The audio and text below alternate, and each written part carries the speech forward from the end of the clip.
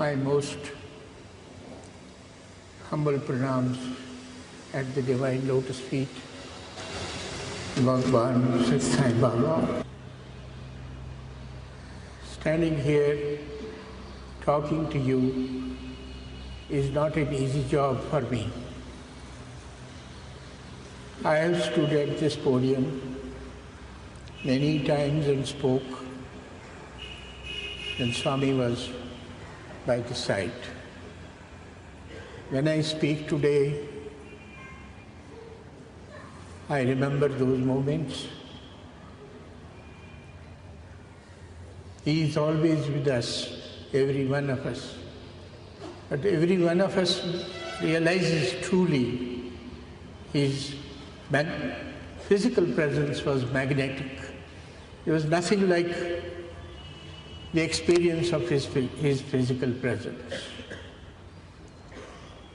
That I did not know anything about him till 1970, I think. I had been on an official trip to Iraq, and when I returned to Delhi, I went to a friend's place in whose drawing room, just close to the settee, used to be two big pictures and beautiful pictures of Shiva on one side and Devi on one side. And when I returned, he called me for a dinner at his place. I saw it in between the two photographs. He had put a photograph of somebody with a huge, profuse hair and looking like a hippie. And out came from my mouth, "Somnath, what have you put up here? A hippie's photograph? What has happened to you?" He got very much nonplussed, particularly his old parents. They kept quiet, they were talking, and they were looking to me as if I had said something which was blasphemy. And I said, "I'm sorry, have I made a mistake?" He said, "No, this person is Bhagwan, God himself. He is a mixture of Shiva. You can see him, Shiva in him, you can see Shakti in him. If you have the power, if you have the faith in you." I said, "Who is anyway this person?" He said, "It's called Sat Sai Baba." He gave me a book in Hindi. I did not know how to read Hindi so fluently, but he gave me a book, Satyam Shivam Sundaram Part 1.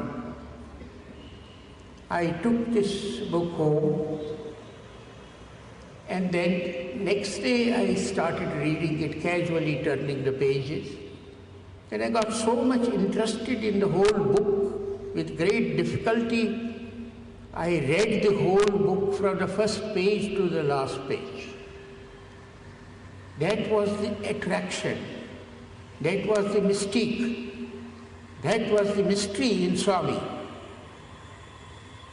That attracted me.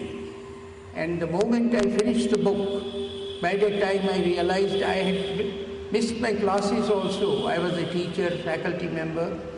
That day I had in AIMS, I had missed my lecturing. I did not know. My meals also. I was busy with the book. But when I shifted to hospital in 75 and became in charge of all the hospitals of AIMS, somehow or other it dawned on me that this book has come to me and this light has come to me, this awakening has come to me in order to utilize it in the hospital. And in the AIMS hospital also I tried to humanize as much as I could. I had not come in contact with Swami by that time. It was only the book. The mysteries always attracted me. When I was a child, the mysteries, the stories used to attract me. So I was interested in mystery. Who is God? What is God? What is behind all this? All this cannot be untrue. There is some truth somewhere. The moment I read Satyam Shivam Sundaram, I got this impression that here is a person who can tell me everything.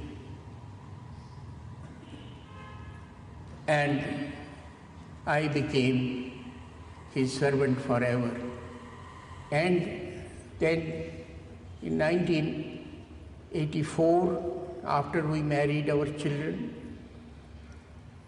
I came to Puttaparthi.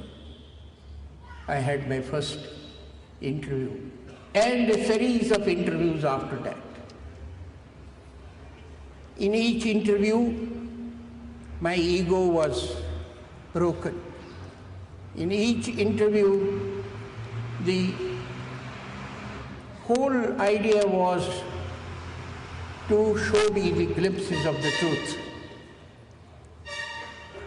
I was having, it was some good function, I don't know, my birthday or something. I wanted to take a rose to Swami, and my wife said that you take it. I said, why don't you take it? We started quarreling about it a little. And ultimately I took it and Swami called us for the interview. Luckily, Swami called us for the interview, and there he told me the whole story, that you started quarreling about the rose and who should carry it and all that. I thought to myself, this person is a very clever thought reader. This came to me as in the mind, as a doctor, that thought reading is a process that can be practiced, and probably he reads the thoughts. And I kept quiet. Next day, night, I had a dream in which Swami, I very rarely have dreams. But Swami came to me in the dream. He said, have Pad Namaskar. Very clearly, take off your specs.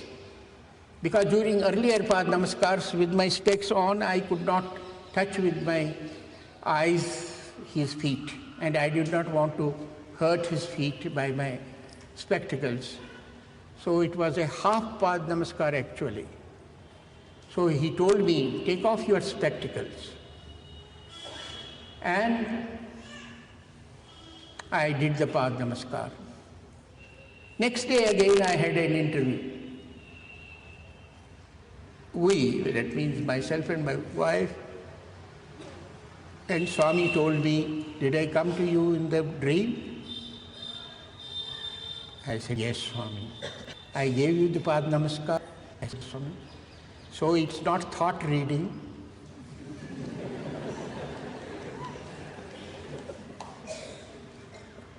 So, from medical point of view, thought reading would come in the conscious brain. It had gone deeper than that. How could he go to the depths of the mind unless he had great spiritual powers? That was quite clear to me. No doubt about it, to a doctor to convince him, and to a scientific person. So this is how my faith gradually he built up. Then there was a case, a medical case, sent for a very difficult operation. Some close relation of the Chief Minister of Andhra Pradesh at that time, I don't remember the name, And he was he had settled down in London, and he had a heart trouble. He had a heart attack, angiography etc. was done, and it was thought that he should undergo the coronary bypass surgery. But the London hospitals refused to do the coronary bypass surgery because his lungs were very bad. He was a chain smoker, and then he had other ailments. This gentleman was brought by his close relation, the Chief Minister, to Bhagwan's feet and told him that this patient is there, you are the only respite. Bhagwan said, all right. He called me. He said, to deal with this situation. I called the best heart surgeon available at that time, Professor Venugopal from AIIMS. This fellow had something wrong with the abdomen also, which we did not know at that time. I called the professor and head of the department of surgery from AIIMS also. And they all flew to Bhagwan. Everybody was waiting for his command. No question. He could just say, come, and the people would come. They came, they examined the patient with very bad lungs, and a cancer of the colon in the abdomen. His appendix was bad, and he had bad coronaries. What to do, Bhagwan, with such a patient? He said, 2 surgeons will operate. This is what Bhagwan said. Not the surgeon, not myself. Bhagwan said, 2 surgeons will operate. One will operate on the abdomen, one will operate for the heart, simultaneously.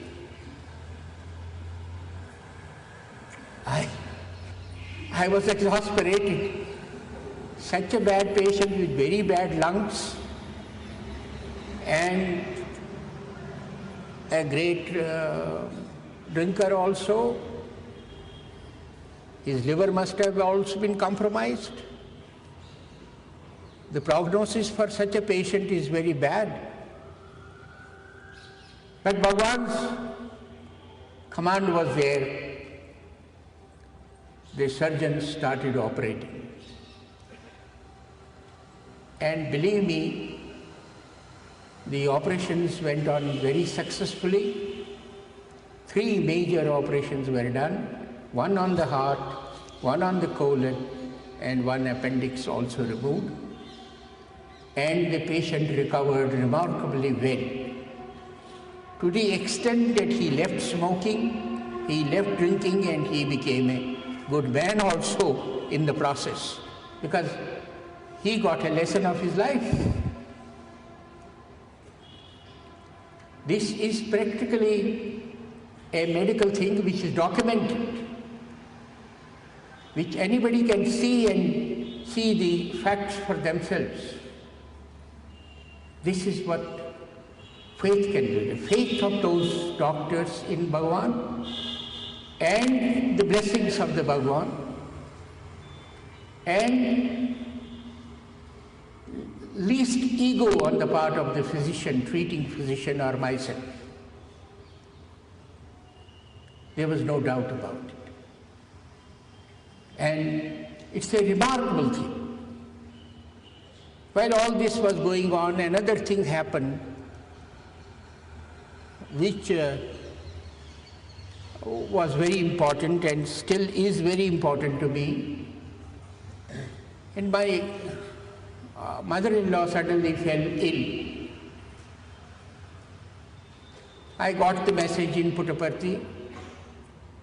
I told them to shift it mother-in-law to All India Institute of Medical Sciences. I did some telephoning and all that. She got admitted there, and I told Bhagwan that I have to go to Delhi. And the problem is, my wife's mother is not well and all this. Bhagwan said, go. Don't worry, all will be well. Both of us went. She was admitted there and her abdomen had swollen up. There was a knot that had developed in her large intestines. That knot was not resolving itself. A surgery was needed. And she was severely diabetic and a poor risk for surgery. The head of the department of surgery, who was a friend of mine, an erstwhile colleague, he said it is very difficult to do this operation. And be prepared for anything if your children may be called and all this and that. My wife probably has more belief and more faith in Bhagavan at that time. She rubbed the vibhuti after everybody left of the abdomen of her mother. And believe me, in the morning, during the night itself, the knot resolved. She passed huge amount of stools and the whole swelling was reduced. In the morning when the surgeon came for the morning round to see how to plan the surgery and what to do, she found a perfectly normal patient. He said, there is nothing wrong. What happened? My wife said, I rubbed the vibhuti of Bhagavan Sri Sat Sai Baba on her abdomen. This is what happened. He said, oh. And cut off his visit and went out of the room, private room. Next day, unfortunately for her and me, the same malady appeared again. Again the abdomen got swollen up, and again the same treatment was done.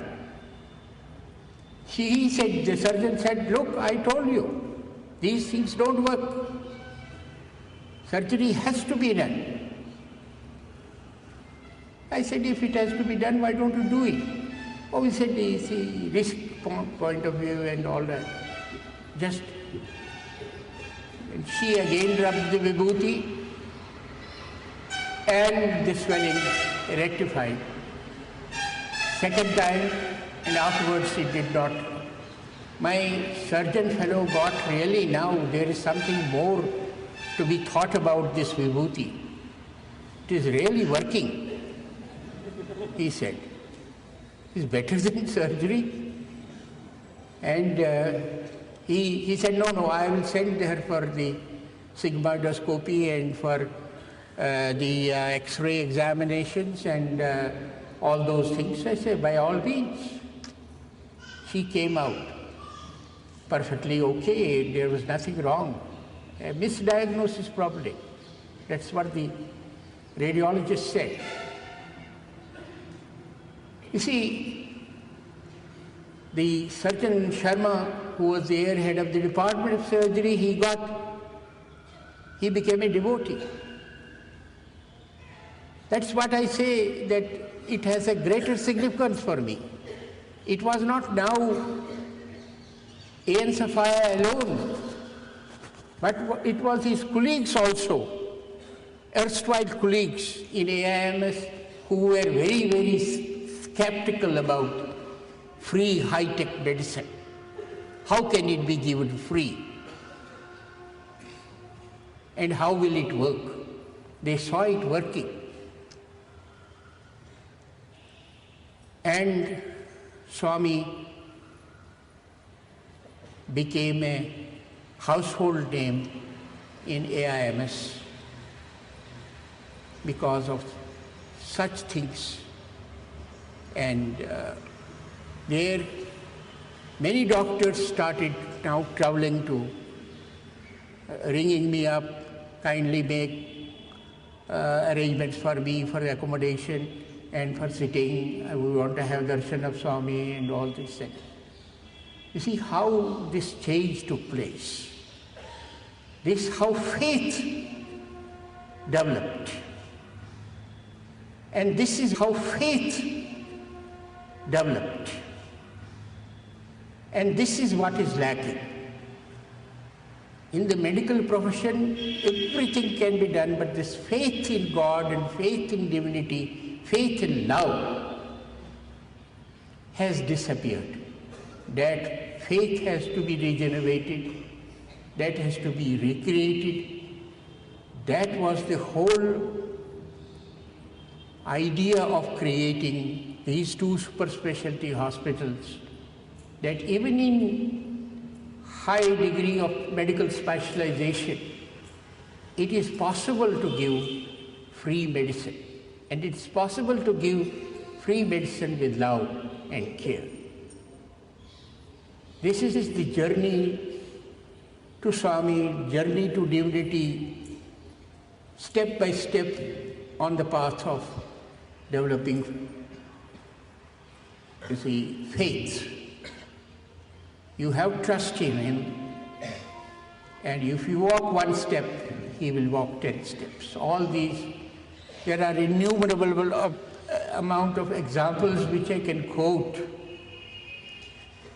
for which I quoted these examples because these are recorded. Medical records are in the form of records, which any one of you can go and check the veracity and the truthfulness of these records. And this is not an imagination or psychophancy on my part, but this is really what has happened, and it's recorded medical facts.